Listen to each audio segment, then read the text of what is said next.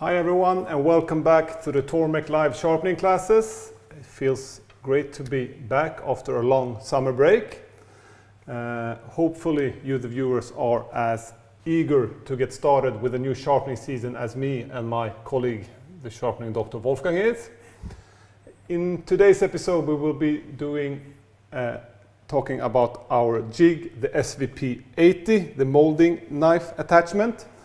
Perhaps not our sexiest jig, or most well known. However, it's a great jig that really does its job very well, which is to sharpen molding knives.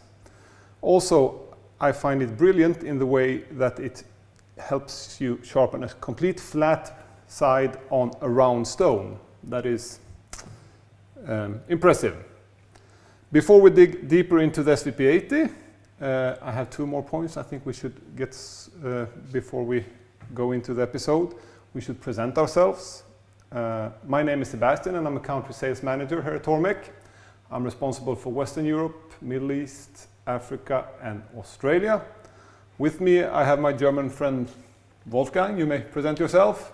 Hello, and also country sales manager as Sebastian for Central and South Europe, Greece, Turkey, Israel. We have split up the world into two pieces. Almost. The markets. Except the US. Different sizes. Stig. Behind the camera we have upgraded from Carl to Victor. Welcome, Victor. Thank you. Great. Also, it's live as usual, so everything may happen. But the upside is that you get the chance to ask questions, and we'll try to answer them as best as possible during the episode. Should we dig into today's topic, the SVP-80? I thought we would unbox it and show what's inside. So, Victor, if you come a bit closer. First of all, we have the base with an arm and a hand leveler. Here also you have a sliding film, so you can have, this is a knife holder, and it slides perfectly on top here. On the knife holder you have two solid knobs, so you can hold it in a good way. And on the back side we have a magnet with different holes. So it's different hole size and also different distances between the holes, which makes it fit many different molder knives. And we have a couple of pins that you stick. Wolfgang will show you more in detail when we come further up ahead. Also included is an extra support bar, a US 105, because you need two support bars. The US 105 is the support bar that's included with the T8 when you buy it, but it works perfectly well with the T4 as well. So behind Wolfgang we have set it up on the T4, so you can use it on the T4 as it works great. But we will today be using the T8. We have set it up with our original stone, the SG-250, but you can also use other stones. Wolfgang, could you elaborate a bit about which wheels are appropriate for the molder knives? For the molding knives, it's normally absolute sufficient, the original SG-250. But if you have a heavy damaged molding knife, or you feel maybe it is extreme hard and you want to speed up the process a little bit, you can use also your black stone, the SB-250. This is possible, or you can go to the diamond wheels. There it is absolute the diamond fine, which is more or less the equivalent to our original SG-250. The only thing is, I recommend when you use the diamond wheels, use it with water, not dry, because do the big surface and you use complete the surface of the wheel too. That means you get quite a friction, a lot of material, collecting a lot of dust, so that just you clean up through the water and get a better grip when you sharpen. And even for the future, and Sebastian, I think in end of September, they will hit the market. You'll find them out there. Then you can use it also on the T4, and the jig is absolutely working fine on both. Identical. Wolfgang is referring to our new diamond wheels that will be coming up. We will come back to that at the end of the episode, perhaps. The SG250 is a Japanese water stone. It's just polishing. It is no need for it. It's necessary. Exactly. With the molding knives. And the other difference between T8, T4 maybe, the machine is a little bit stronger because you use quite a big surface. So use less pressure on the T4 than on the T8. Anyway, you have quite little pressure because it is fixed through the attachment, which I show how to use it. But here, when you have a little bit too much in the beginning, you can get the machine to an halt to stop it, which is not possible with the T8, and you have quite a lot of force. Great. When we're using the original stone, the SG250, it's important to have a perfectly flat surface. Absolutely. Since we'll be sharpening a flat surface on the molder knife. So I thought I would let you show the viewers how you true the stone to make it perfectly flat. We have done this before in an episode, but I think a quick recap is always good. Absolutely, because a lot of you viewers asking us on our support, and there is in good connection to show that it's important to have a flat stone. And then just a short recap. You use the TT50, just sliding on the support, the universal support here, with the 2 pins over the threaded part of the universal support, and just block it with the screw on the backside. Just fix it, don't overdo it, then it will sit perfectly tight. Then just go with the diamond tip on the stone. Then you start, of course, when the stone is not even round, on the highest point on it. And then you just slide around and you see where the deepest point is. And depends how deep. If it's extremely deep, then take the level somewhere between. Otherwise, start from the lowest point. So from the highest point. Yeah. Yes. Because you have to take off that first, and then just bit by bit you go deeper and deeper. Not with one go, just maybe 2 or 3. Depends how damaged it is. If it's just slightly, then it's only one slightly, truing needed. So what I go with the universal support, I lower it complete at the diamond tip, hit the stone here, so you can go over even more, and then it's just you turn if you exactly slide it on the contact. Then I go with the diamond tip next to the stone, because then I lower here. I choose whatever digit you want, for example the 4, and I replace the number 4 with the number 5. So I lower it 0.5 millimeters down, and then I start just the machine. Then with a continuous, slowly movement. So when I turn around here, I take over here and here. So always have nice pressure from the outside to the inside, because when you take too much, you build up quite a pressure. You can slightly push up even the universal support. So which is just going over. As slower you go, the finer the surface you get. If you go quite fast, then you get a little bit a rougher surface.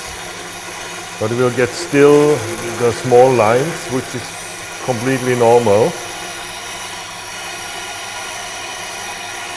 And as the stone here is already trued, so I take only very the surface, make a little bit more aggressive, which helps us also with the molding knife, because we use complete surface of the stone.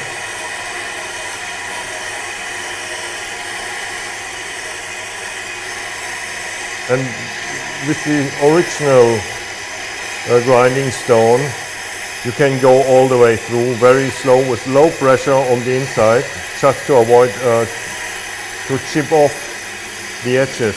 For a Japanese water stone, I use it in that way, which I'll maybe show. I open both, go up, go all the way over, down, block it, and then go from the inside and take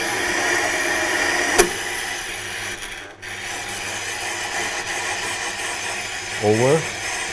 So there's felt like a new diamond tip is coming up, slightly over. Go back. You don't need to go all the way back, but I felt, you heard it maybe, a tiny new diamond bit is occurring on the tip, which makes it a little bit deeper and coarse. You see now really here the roughness, which is now quite aggressive, the stone. What you can smooth down with your stone grader on the SP-650, just the rough side. If you want, you can smooth them down, which I don't do now because we want quite aggressive. And even, as we often mention, you can round off the edges a little bit. Two things I could add. First of all, I find people often using the TT50 way too seldom. You should use it more often. People feel that it eats a lot of stone, but really it doesn't, and it always keeps your stone fresh, and you will guarantee have a better result when you have a flat stone, no matter what tool you use. Absolutely. It's even more important with certain jigs like the SVP-80 or the SVP-320, but Absolutely. all tools have a positive upside to have a perfectly flat stone. So please use the TT50. And the lifespan of the stone is much longer. Often you think if you just drew it often, you grind down unused material down, but it is vice versa. You get better results, and at the end you need less stone.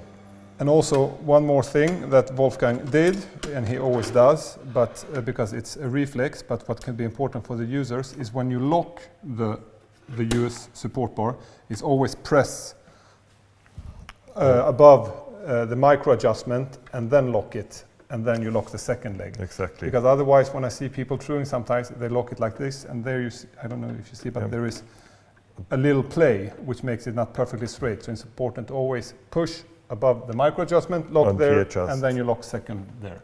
Absolutely. You did it perfectly correct. It's in your DNA, I was going to say, but as a newcomer, it could be good information. Exactly, because it's slightly lower than, for example, if a chisel with the SE77, you have a... It's repetition, but it's a good, you can't repeat it enough. Always push. Yeah, no matter what jig, no matter what, but when you get it in your spine, then it is automatically. Yeah. Perfect. Should we set the today's main event up? Yeah, and the first step of all is after you have trued it, we need the distance 2.5 centimeters between the universal support and our stone surface. You can use a folding ruler. Most have the first 0.5 centimeters is just plastic and then start at 0. With a folding ruler it is much easier. And when you take it over like this and check down here, this is one way to do it and fix it.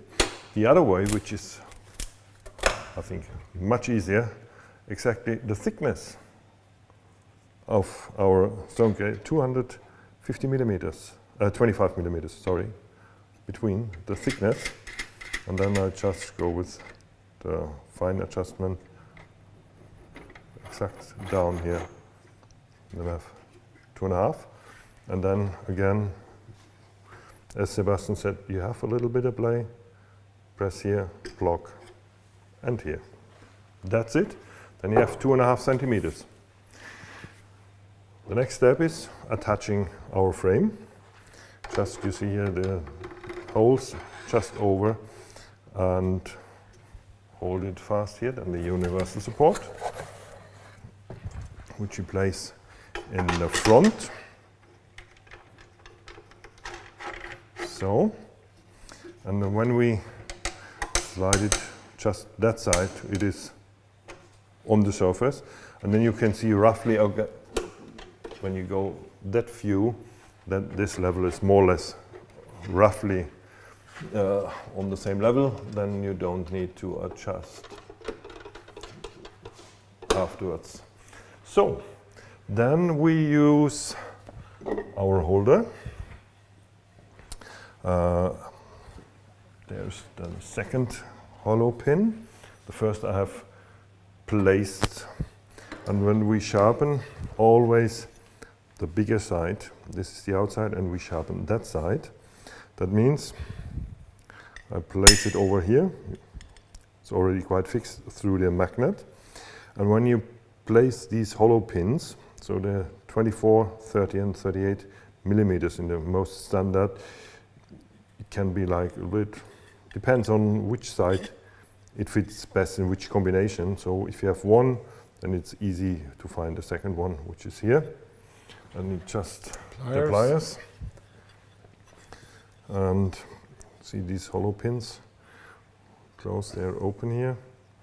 And then you just take it and press it together. And which was the hole? This one. Squeeze it in here. And important is, I don't press it all the way down.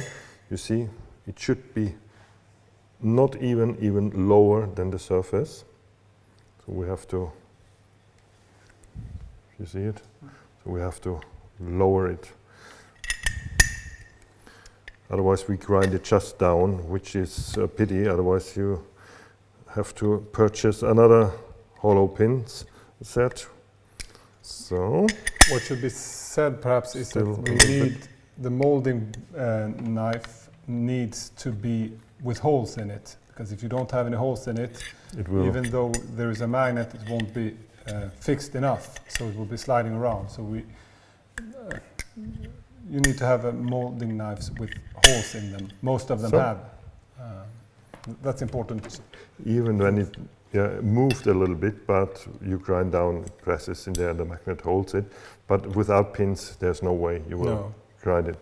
They're quite force on it. And the maximum width of the molding knife is 100 millimeters. Exactly.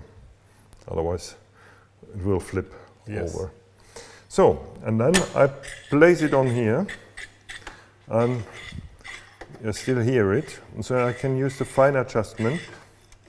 For example, I go a little bit more in. You see, you hear it much more. And I just, and then you see it also on the stone. You feel it. I go all the way up. That it's, you feel a little bit more. Now it's more or less very slightly, but I don't feel anything. So that now we are even. And then you use the arm with the, it's hard now, it's open. It's me, I pulled it hard to show I was strong. And then you just fix it here. And you can go over also, fix it over here, place it in here, and then just, this is these arms, we can lift it out. And now it's in the way because it's so high, you just take it out and you can move it down. Then it's nicely flat on the surface. So, I've done wrong because we opened a little bit. Now we are just even. We have to lower because we need to grind down a little bit. And this is exactly the same. I take, for example, here the number 1 and I replace it with number 2 and press it in there. And this is exactly 0.05 millimeters. So first you find that you're perfectly leveled, and then afterwards you lower it. Lower it. 0.5. And then we block this here, otherwise it will be unstable. Great. So that means when I go over, I hear it already and I feel it, it's moving. And you see where we ground a little bit. Then I start the machine. The water is not too dirty now. After grinding, what you can do when it's very dirty, just exchange it, which gives you a better Especially result. when you're truing the stone, you get a Yep. lot of stone in the water, so Yep. you might We have- want to change. Exactly. Now we have just slightly on the surface, it was not as much, but we had prepared another one in case. Then just start, and you hear? You feel already how it take it immediately, how strong it is. And then you just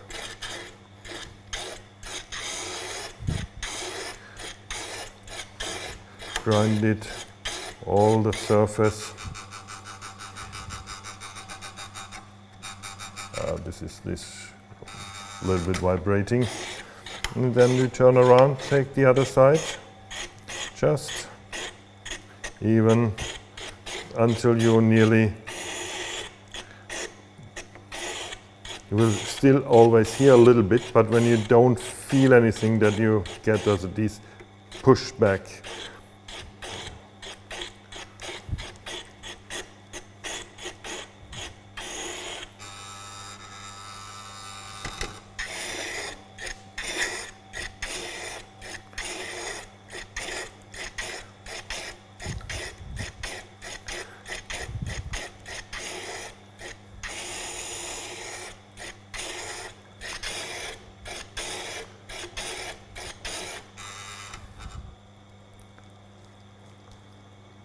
Oh, it looks quite good. It is still a little bit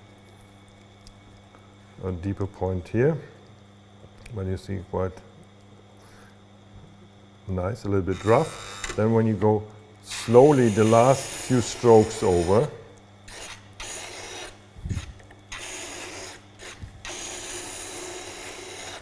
turn around. Oh, this is vibrating a little bit. And you have very slowly over, and you get a nice finish. It's a little bit finer. Take off the water here. You see nicely.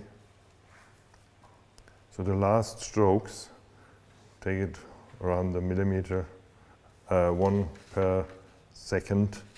Then you get a nice, just important is the edge that you touch always, all the way. I see slightly here and a little bit here, so we have to go a little bit further, which I've not touched all the way. Because it's important for the molding knives that they're really all the way.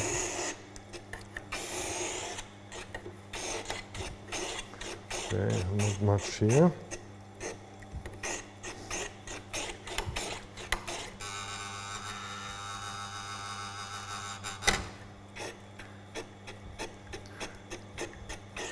Yes. Otherwise, when you don't get all the way forward to the edge, then it will not cut fine in your. So.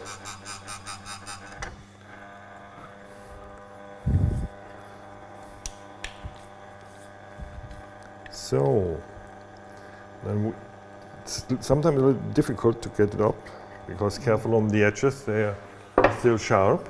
The magnet is doing its job to keeping it in place. Yep. Then we get a slightly a burr here. And you can't see it here with that stone.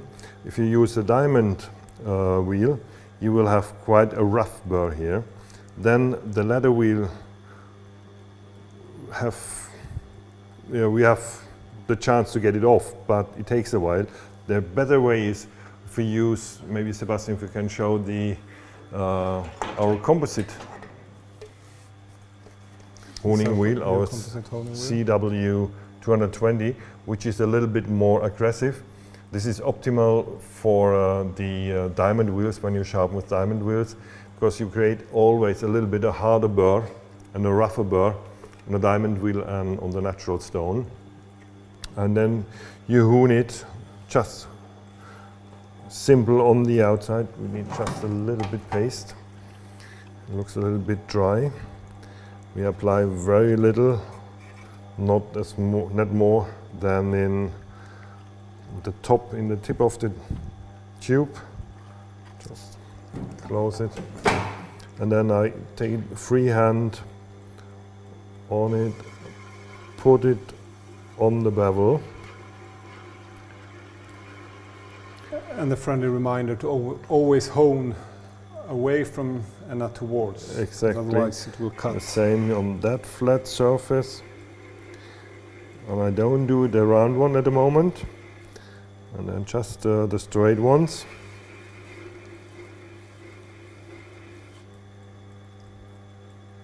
Yeah. And the rounded part here in it, I go on the profiled leather honing wheel on the outside. Also apply a little bit. They're quite new. They're not. There's not much honing paste on it. Just apply with the finger, because otherwise it's now just dropping down. And then you take the curve. You can hold here with your finger. It works fine, or some stable position if you need. And then I go just in here.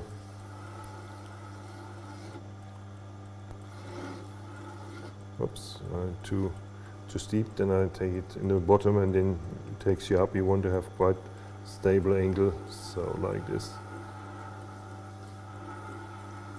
This is a little bit that training that you hit. Exactly.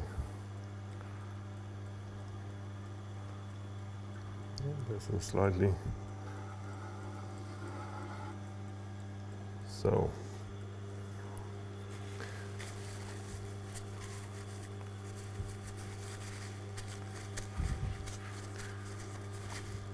And then you have really sharp edges again. And then the second one is also important. In your machine you can adjust them a little bit, but in the thickness you don't need to change anything. You just use the second one, place it on the holder, and just start again and sharpen the second one. You don't need to adjust anything because you have done everything. They are absolutely identical, and you can repeat this process around 6 times, because then you have, every time you grind down 0.05 millimeters, and after 6 times you're down on 0.3 millimeters, and then that's it. Otherwise you get too thin and it doesn't work any longer in your molding knife attachment where you. But it's an advantage with this jig, as you say, that you can do a lot of molding knives after each other. If you have a regular knife, you have to reset it every time. Here, everything is, you set it once and you can just keep going. Exactly, your lifespan is 6 times longer. Yeah. That means it's just a sixth of the original price at the end, instead of buying always a new one. So it is easy, fast. We had a couple of questions. As it turns out, said, but doesn't the stone grader wear overuse? So I think he was referring to us saying that this is exactly 25 millimeters, and that's a perfect height. When it's new. When it's new, that's absolute. But often when you wear the stone grader out, you will wear it out mostly in the middle. Mostly in the middle, or if you use it on the other side, perhaps. But somewhere often it's at its original size. So on the but on of course, edges. it's when it's new. Or just make a wooden block, 25 millimeters. Or the ruler, but it's good that you point that out. And even when the stone is getting smaller, then you maybe have to adjust to 2.4, 2.3 millimeters, centimeters. Just when you go, after a while, when your stone is quite small, then you may adjust a little bit more than 2.5. Yes. Less than 2.5 millimeters.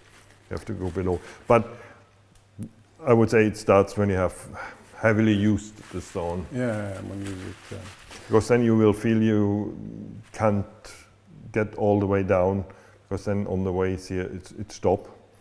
And you need to come very close here with the universal support to the stone. You will hit it, so you have to go down to come out with that. Great. Our good friend Ken is with us, and he's pleased Hello, to Ken. see Tormek continuing to expand his valuable online video classes. We are glad to have you with us, Ken, as always. A pleasure. We also have Richard Kruger is asking, can carbide and HSS turning inserts be sharpened using this jig? I don't know how. Depends how they are shaped. The thing is that you need at least 2 points that you can fix it on the, where is it, the holder here. There. You need to hold something in place, because only the magnet It's not strong enough to not keep it in. place. It's quite strong, but it's not. It will slide over that. It slides. It is strong, but you need something. Even if the holes are not maybe directly in place, you can attach it maybe between two and have another here, which is just keep it in a way that it doesn't slide. And depends on the way. When it's there hollow discs, then we use anyway the SVP-80 our gouge jig, which can work. Better suitable for it, because they have one round hole in the middle, which is the better way. Great. We also have a French guy who's wondering when this video will come in French, and it will come next week. We will send it in French. Perhaps I should say in French. Bruno, la semaine prochaine, on fait le même épisode en français. Alors, reste à l'écoute. Et, je crois que c'est jeudi prochain, tu vas avoir la chance de l'avoir en français.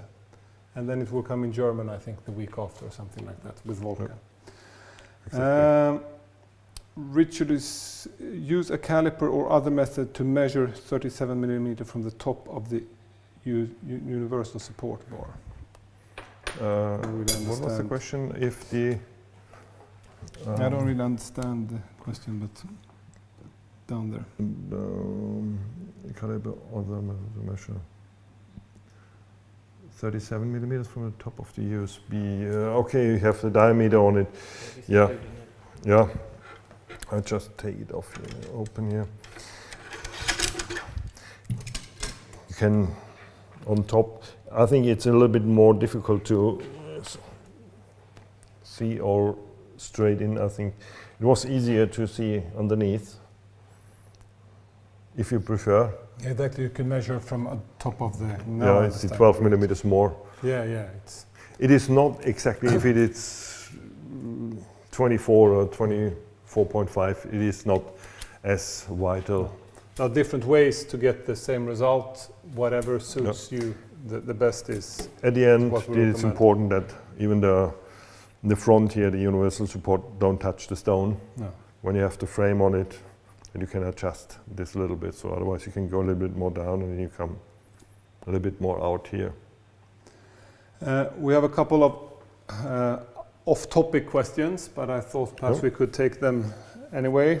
Sure. Because I feel we're getting towards the end with the SVP-80. When will the T2 be available in Canada, as it turns out is asking, and also if you can get the edge marker in Canada. Please send a mail to info@tormek.se, and we will pass it through to our US office or to our Canadian importer. I'm sure it's possible to get both the T2 and the edge marker in Canada. But just send a mail to info@tormek.se, and we will put you in the right hands or in the right contact and help you with that. Good. I think we're getting towards the end of the episode. Short but nice, or what do you say, Yeah. Wolfgang? This is a straightforward jig. There Yes. are not a lot of twists and tricks and tips and more ways to use for other tools. This is quite specialized Yeah. and simple. What we could say is that you can also use it on profiled paint removal blades. We don't Yeah. have one here today, but the jig It- works in the exact same way and works perfectly for those as well. Exactly. That could be a good add-on. They're triangles. Thank you, Wolfgang. Good job. Thank you, Victor. Stable as always. Hopefully you did the best with what you had in front of the camera. Next episode, I think it's in a couple of weeks, will be regarding our newly released T4 diamond wheels. We have a teaser here in the background. They will be released, I think, end of September. It differs from market to market. But our next live episode, we will be discussing the T4 diamond wheels. I think there have been many T4 users have longed for them. Yeah, so we will go a bit more into detail with them next episode. Also, if you feel you have questions that we haven't answered in a proper way, or you watch this afterwards and you have questions, please don't hesitate to ask them in the commentary below, and we'll answer them afterwards. I think it will be Wolfgang's task to answer them, or we will do it together, we'll see. Anything else I have forgotten, Wolfgang? No, No? You think I think that's about we have everything covered. Then I would like to thank you for watching. It's a pleasure as always. Great to be back. See you in a couple of weeks' time. Until then, stay safe, stay sharp, and thank you. See you.